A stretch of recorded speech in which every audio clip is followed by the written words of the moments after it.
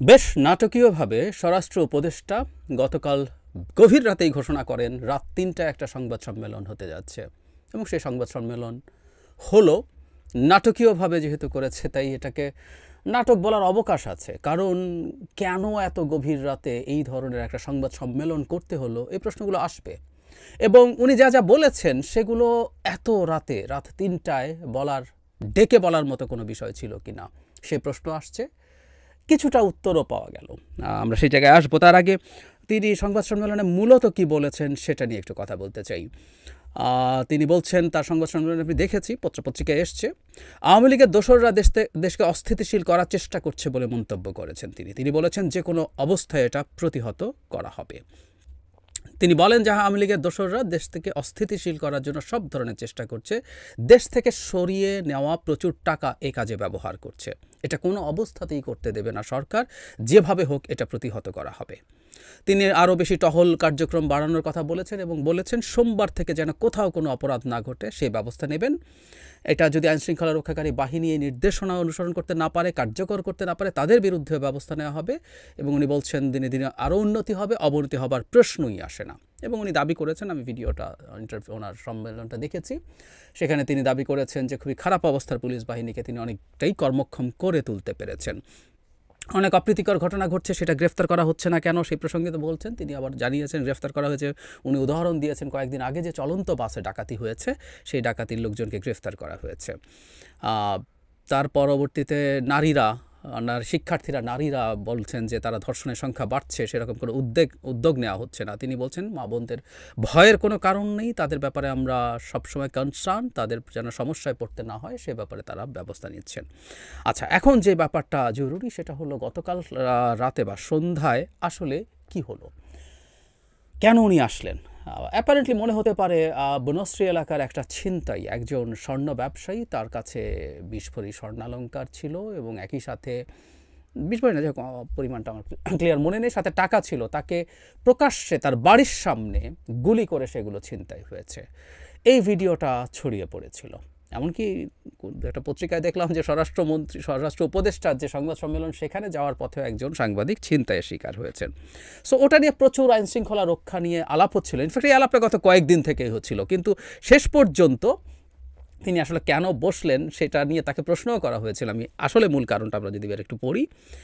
একজন সাংবাদিক প্রশ্ন করেন, আপনার পদত্যাগ দাবি করা হয়েছে কিছু সময় আগে, ঢাকা বিশ্ববিদ্যালয় এলাকার শিক্ষার্থীরা বিক্ষোভ মিছিল করেছেন, সমাবেশ করেছেন, তারা আগামীকাল দুপুর পর্যন্ত সময় বেঁধে দিয়েছেন আপনার পদত্যাগের জন্য। এই বিষয়টি কি আপনার নজরে এসেছে? জবাবে জাহাঙ্গীর আলম চৌধুরী বলেন, তারা আমার যে কারণে পদত্যাগ করতে বলো এই কারণগুলো যদি আমি উন্নতি করতে পারি তাহলে তো আর পদত্যাগের প্রশ্ন ওঠে না। তারা তো চাচ্ছে আইনশৃঙ্খলা পরিস্থিতির উন্নতি, আইনশৃঙ্খলা পরিস্থিতি যেন উন্নতি হয় আমি সেই ব্যবস্থা করছি। আইনশৃঙ্খলা পরিস্থিতি আগের থেকে অনেক উন্নতি হয়েছে এবং এটা আরও উন্নতি হতে থাকবে। আচ্ছা, আইনশৃঙ্খলা রক্ষার অবস্থা আসলে ভালো না, কোনো সন্দেহ নাই। এর মধ্যে প্রচুর ভ্যালিড কারণ আছে। শেখ হাসিনা পুলিশ বাহিনী বস্তুটাকে একেবারে ধ্বংস করে দিয়ে চলে গেছেন।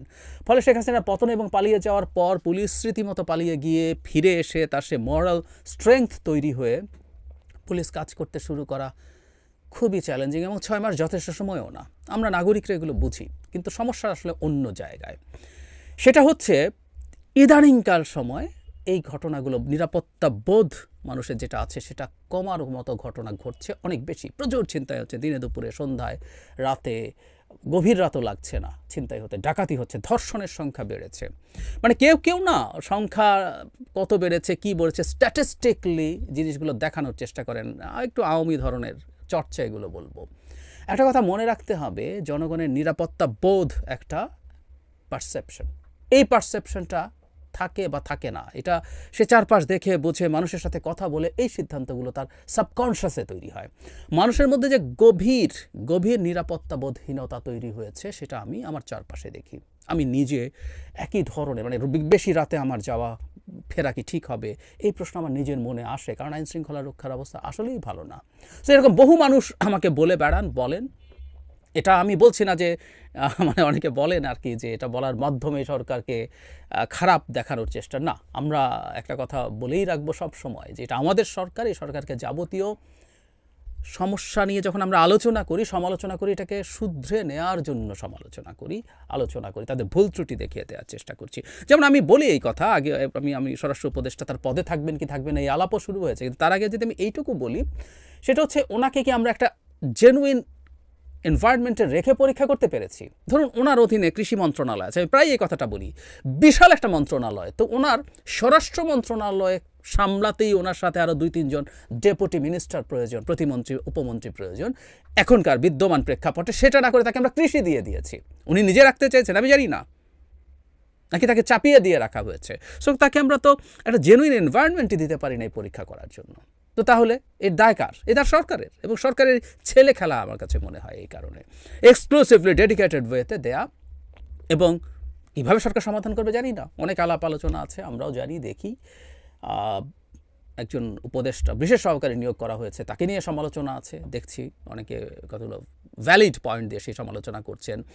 অনেকে নতুন যে আইজিপি আছেন, এবং এই আইজিপি নিয়ে কর্মরত পুলিশ অফিসারদের মধ্যে ক্ষোভ আছে, এটা আমি নিজে ব্যক্তিগতভাবে জানি। সিনিয়র অফিসারদের মধ্যে খুব স্বাভাবিকও। অনেক পুরনো একজন আইজিকে এনে পদায়ন করা হয়েছে।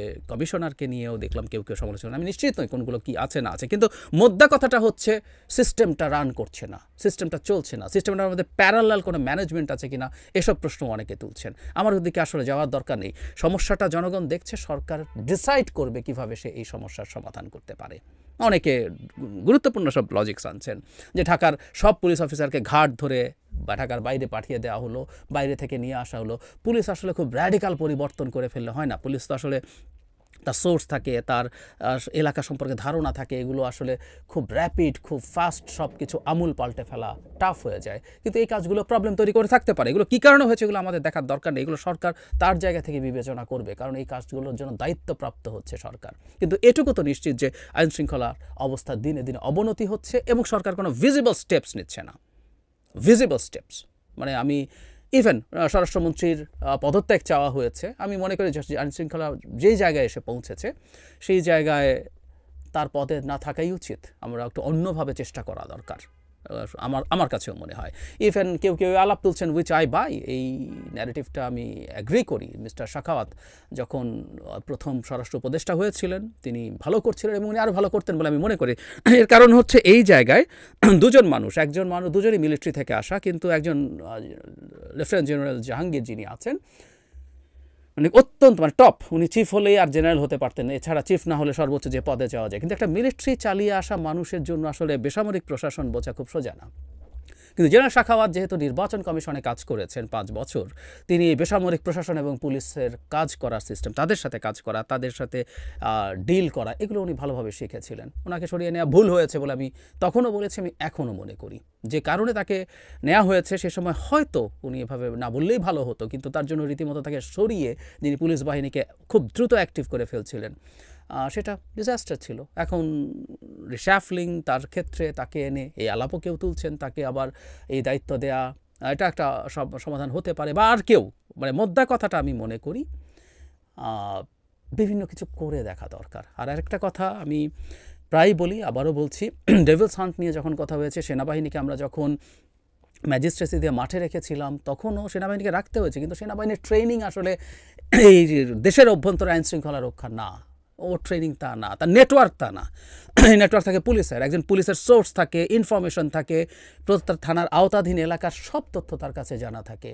এই জিনিসগুলো দিয়েই আসলে পুলিশকে দিয়েই পুলিশিং করাতে হয়, সামরিক বাহিনীকে দিয়ে পুলিশিং হয় না।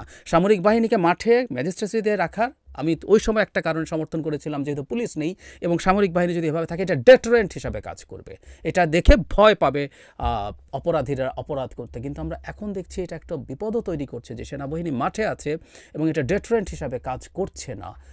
সুতরাং এটা সেনাবাহিনী মানে আমাদের সর্বশেষ জায়গা আস্থার, সেই জায়গাটা নষ্ট হওয়ার সম্ভাবনা তৈরি হয়েছে। সুতরাং সরকারকে খুব দ্রুত পুলিশকে দিয়ে আইন শৃঙ্খলা রক্ষার ব্যবস্থা করতে হবে, এবং তার জন্য যত রকম পদক্ষেপ নেওয়া দরকার সেগুলো তারা নেবেন।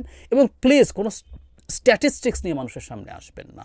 আমাদের এত জনগণের কতজন রেপড হইতে পারে, লন্ডনে আমি কে যেন দেখলাম দেখাচ্ছেন এই দেশে কটা হয়, যদিও রেপ কটা হয় আর পত্রিকায় আসা দিয়ে যে হিসাব হয় না, এই জ্ঞানটুকুও নাই। লন্ডন বা উন্নত দেশে রেপ কেসগুলো যেভাবে ফাইলড হয়, কেস হয়, বাংলাদেশে অসংখ্য রেপ কেস ফাইলড হয় না, এগুলো মানুষ যাই না, এগুলো লুকিয়ে ফেলে। আমরা এই সমাজে বসবাস করি, আমরা জানি। এবং রেপের ডেফিনেশন, ইউরোপের বহু দেশে রেপের ডেফিনেশন অদ্ভুত। এটা নিয়ে লেখাও লিখেছিলাম। জাফর ইকবাল যখন সুইডেনের রেপকে বাংলাদেশের চেয়ে বেশি দেখাচ্ছিল, তখন সুইডেনের আইন কাকে রেপ বলে, সেটা হলে বাংলাদেশের কী অবস্থা হবে আমরা অনেকে ধারণাও করতে পারি না। যাই হোক, ওই তর্কে যাচ্ছি না। স্ট্যাটিস্টিক্স আনার কিছু নাই, সরকারের দিক থেকেও দেওয়া উচিত না। যেটা উচিত সেটা হচ্ছে সরকার যদি ঠিকঠাক মতো কাজ করে, মানুষের মধ্যে স্পন্টেনিয়াসলি, সাবকনশিয়াসলি মানুষের মধ্যে আসলে এই নিরাপত্তা বোধটা অটোম্যাটিকলি তৈরি হয়ে যায়।